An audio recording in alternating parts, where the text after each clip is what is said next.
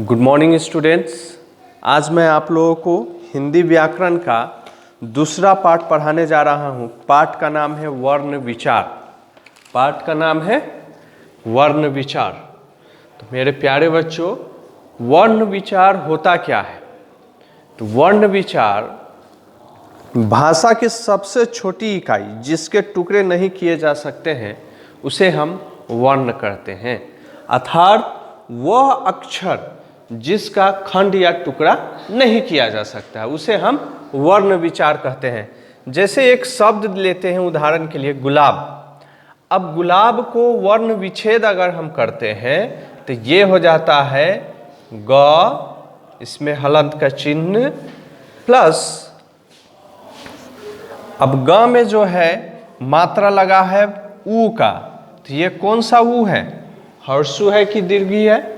तो ये, या आप बोल सकते हैं छोटा ऊ है कि बड़ा ऊ है? तो ये है छोटा ऊ। तो ये हो गया ऊ प्लस ल है, ये ल आकर ला, यानी कि ये एक अक्षर है और इसके साथ क्या आया है? आकार। तो इसको देखिए कैसे करते हैं, ल, लन और आ, गुलाब। अब आया है ब, तो ब का क्या हो जाएगा?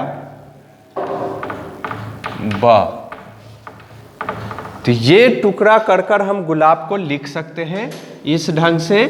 लेकिन अब यदि कोई कहे कि इसका टुकड़ा करने के लिए, तो ये टुकड़ा हो पाएगा? नहीं हो पाएगा। तो इसे हम क्या कहते हैं? वर्ण कहते हैं। तो जब कभी भी कोई शब्द दे दे और उसको कहे कि वर्ण विच्छेद कीजिए, तो इस ढंग से हम लोग वर्ण विच्छेद कर सकते हैं। अब यहाँ पर एक प्रश्न उठता है कि ब के साथ अ क्यों लगाया गया? क्योंकि जब भी हम व्यंजन वर्ण का उच्चारण करते हैं तो उसके साथ स्वर्ण वर्ण रहता है। उसी तरह ब का जब हम उच्चारण करेंगे तो ब के आखिरी में क्या आ रहा है? अ। तो इसीलिए यहां पर क्या आया? अ। इसी तरह चीता, चीता में ये जो है आपका दीर्घिकार भी लगा हुआ है, इसको बड़ा ई भी बोलते हैं।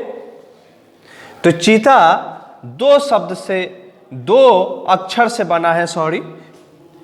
चीता, ची, इसका केवल ची देखा जाए तो इसमें दो अक्षर है, च और बड़ी प्लस ता।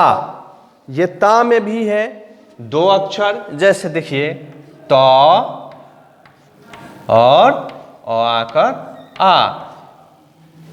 अब इसका कहे कि खंड या टुकड़ा कीजिए च का, तो इसका टुकड़ा नहीं होगा, इसका टुकड़ा नहीं होगा, इसका टुकड़ा नहीं होगा, इसका टुकड़ा नहीं होगा।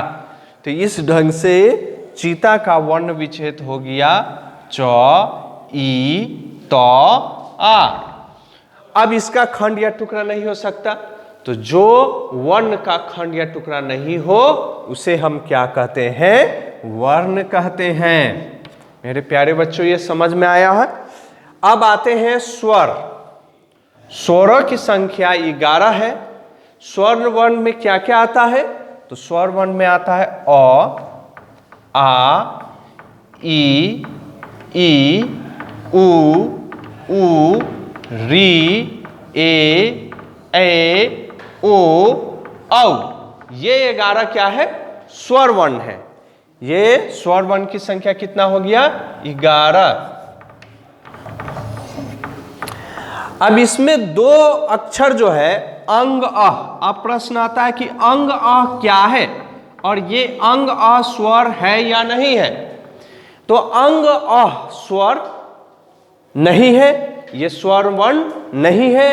अंग अह को हटाकर अयोगवा में डाला गया है। यानी कि यदि कोई पूछ दे अंग और अह क्या होता है, तो अंग और अह अयोगवा होता है, स्वर्ण वर्ण नहीं होता है।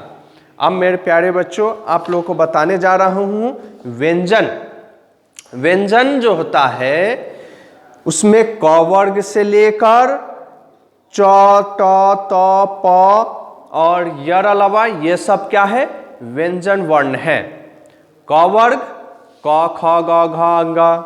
च वर्ग च, छ, ज, झ, ञ। ट वर्ग ट, ठ, ड, ढ, न। त वर्ग त, थ, द, ध, न। प वर्ग प, फ, ब, भ, म। अंतस्थ य, र, ल, व उष्म व्यंजन तलाभ्य स, मूर्धन्य स, दंत स, ह। अब ये य, र, ल, व का पूरा अगर स्ट्रक्चर देखा जाए तो इसमें य, र, ल, व तालव्य स, मूर्धन्य स, दंत स, ह, अक्ष, त, र, ज्ञ। लेकिन देखा जाए कि अंतस्थ व्यंजन केवल कौन कौन सा है, तो अंतस्थ व्यंजन में होता है य, र, ल, व। ये देखिए यहां पर आप लोगों को मैं लिख कर बता दे रहा हूं कि अंतस्थ व्यंजन कौन सा है।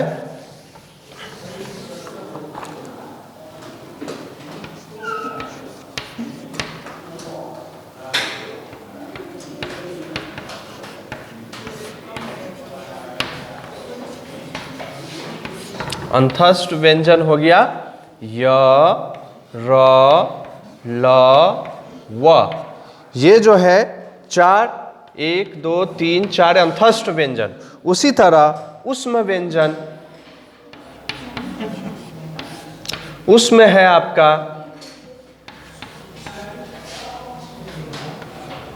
तलाभ्य स, मूर्धन्य स, दंत स और ह। ये आपका हो गया उष्म व्यंजन। यानी कि देखा जाए 1, 2, 3, 4, ये भी कितने हैं, संख्या में 4 है। अब देखो वर्णमाला किसे कहते हैं, तो वर्णों के समूह को हम क्या कहते हैं, वर्णमाला कहते हैं। और वर्णमाला को अंग्रेजी में अल्फाबेट कहते हैं।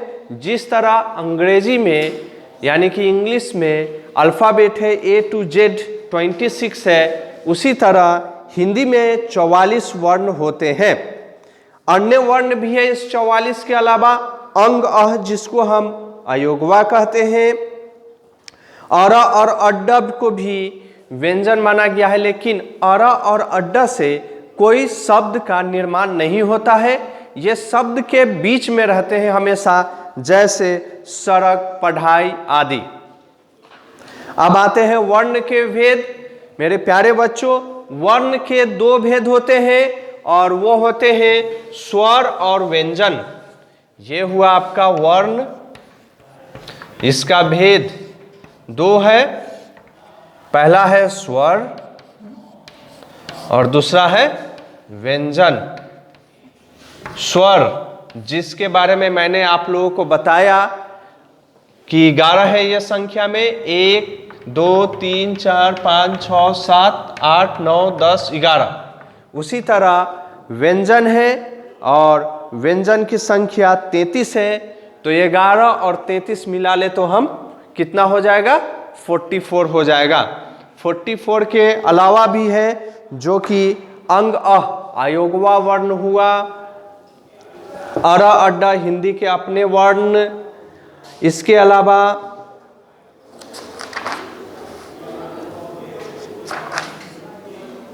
संयुक्त व्यंजन है। ये सब जो है व्यंजन में आते हैं। अब आते हैं कि स्वर की 2 भेद हैं, स्वर के 3 भेद हैं, ह्रस्व स्वर, दीर्घ स्वर, प्लुत स्वर।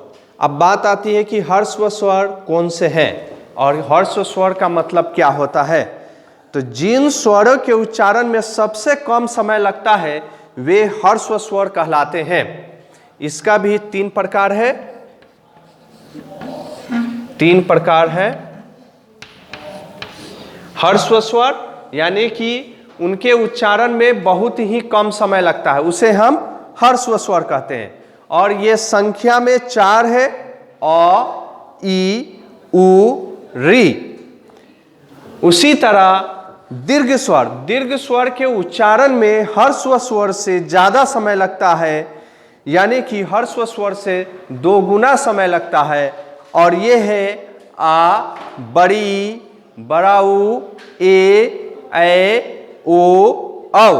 उसी तरह प्लुत स्वर, प्लुत स्वर जिन स्वरों के उच्चारण में हर्स्व से तीन गुना समय लगता है।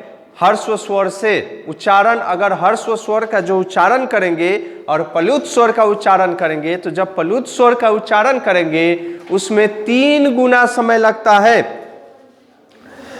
जैसे ओम, यह केवल एक होता है और इसमें एक ही है।